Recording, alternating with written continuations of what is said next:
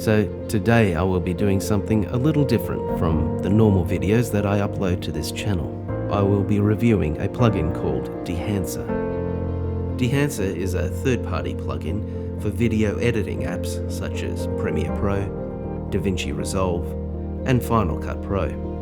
And for full disclosure, the team at Dehancer approached me and offered me a copy of Dehancer to review. I have not used this app in the past, and have been using it for a couple of weeks just to get familiar with it. As far as my background is concerned, I mainly film and edit wedding videos, music videos, as well as a few promotional videos for small businesses and alike.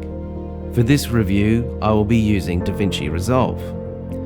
I also must point out that this is not an in-depth how-to video. It's more of a how I use it in my workflow and incorporate it into wedding films and music videos. I will be using 3 examples. Firstly, Blackmagic RAW with Vlog, followed by Sony S-Log, and finally Rec 709 from a GoPro. These examples should provide a general idea of how Dehancer can be used in a creative grading workflow with different formats. So let's get to it. Firstly, we head over to dehancer.com, and from there you'll see a few different tabs: video, photo, and the iPhone app, which I will show you at the end of this video. This review is for Dehancer Pro. You will see that it's available in Davinci Resolve, Adobe After Effects and Premiere Pro, plus Final Cut. Below is the pricing, if you're wanting to do an outright purchase, or there are subscription-based options.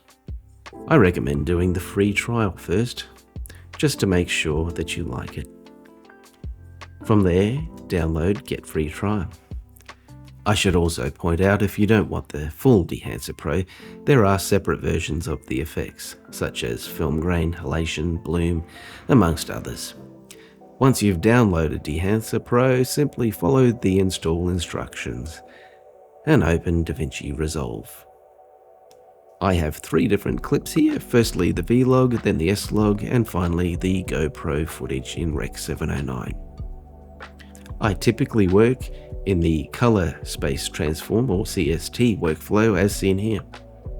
If you're not aware of how CST works, there are plenty of YouTube tutorials available.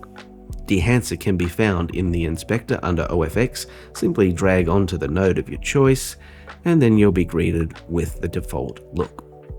Now, working from the top of the plugin, we can see that there's a source input. This is the important part where you tell Dehancer what video format you are using. You can use the presets that are available, such as Rec 709 or Davinci Wide Gamut, which I will be using, or you can use a camera profile. Just look up the camera brand and model and click on that. By default, the grain is enabled. I usually turn that off to begin with, just so I can see what the image looks like clean. From there, we work from the top. The first slider is exposure compensation, followed by the temperature, tint, and defringe with defringe radius. Moving to the next tab is Film Developer. This again, I should also point out that they are by default not enabled. You can see when you move the sliders, nothing happens. So importantly, you must enable before any of these sliders work in the Film Developer and all the other tabs below. We have Contrast Boost, Gamma Correction, Color Separation, and Color Boost. Moving to the next important one, the actual film look. Here you are greeted with all the different film stocks from Agfa to Fuji to Ilford and Kodak, as well as many others. I recommend going through each one to familiarize yourself with all the different stocks. And take note that each of these stocks will look slightly different depending which print you choose. Going down to the print tab, you can see that the default is linear. Clicking the tab with linear at the top followed by Cineon, Fujifilm 3513, Kodak, the most popular one, 2383, and Kodak Endura glossy paper. For this one, I will stay with linear. Back to the film tab, and I really like the Kodak Ektachrome E100. I think that suits this shot quite nicely.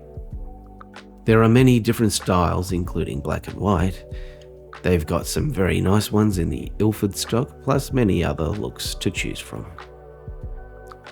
Next is film compression. Again, we enable it. It has impact, white point, tonal range, and color density. I'll leave it unchecked for this look. Expand tab is next. This is where you can change the black point and white point should you need. Again, I will leave it unchecked for this shot. Moving past the print tab is the color head, which is the way that you adjust the yellow, blue, magenta, green, and cyan red channels, should you desire. Next, we have the film grain. I'll just zoom in here so we can see it a bit better on YouTube. As you can see, it's quite grainy by default. I tend to be pretty conservative with grain when using it, unless it's for a stylized shot. When you first open the film grain profiles, you'll see 8mm through to 65mm presets. But if you want more control over the effect, you go to custom, and from there you will find many sliders to control the grain, size, amount, resolution, plus shadows, midtones, highlights, and chroma.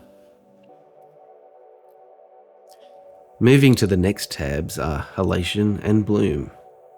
Personally, I don't use halation that much, and as far as bloom goes, I would probably use a diffusion filter by using my Boris effects suite. But it's a nice effect to have available. The next few tabs are for the classic vintage look with film damage, the hair, dust and scratches look, film breathe with the color shifts, gate weave gives you that slight shake look, and then vignette. These I would rarely use unless we are going for a vintage film look. In the monitor section, there is a useful false color option and clipping indicator. The output tab is particularly useful.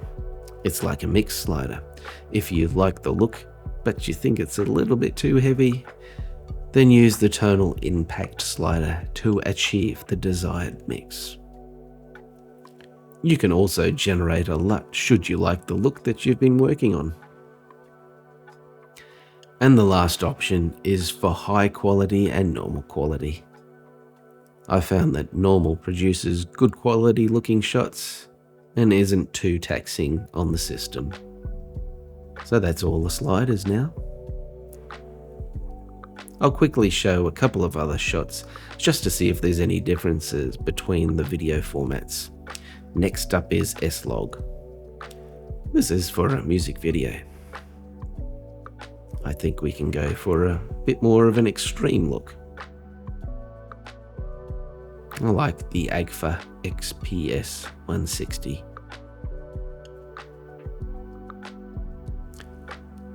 And finally, the Rec 709 from the GoPro. This is a behind the scenes shot of a music video. It's a rather high dynamic range shot. We will see if Dehancer can improve it. There are limitations, but you can get an acceptable looking shot with a little bit of work. As I mentioned at the beginning, Dehancer has an iPhone app available. Simply go to the App Store on your phone, type in Dehancer Photo and Video Editor, and download. From there, you'll be prompted to give access to your photos and videos. You can edit photos and videos with pretty much all the same or similar features as the desktop version. So if you do a lot of work on social media with your phone, This may be a great addition to give it a better look than the standard phone profile. So after using Dehancer for a couple of weeks, I've come to really like what it offers in quality and relative ease of use.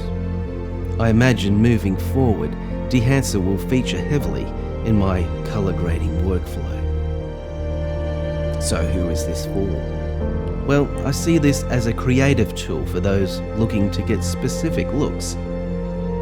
And if you are interested in purchasing Dehancer Pro, I have an affiliate link with a discount below. Until next time, thanks for watching.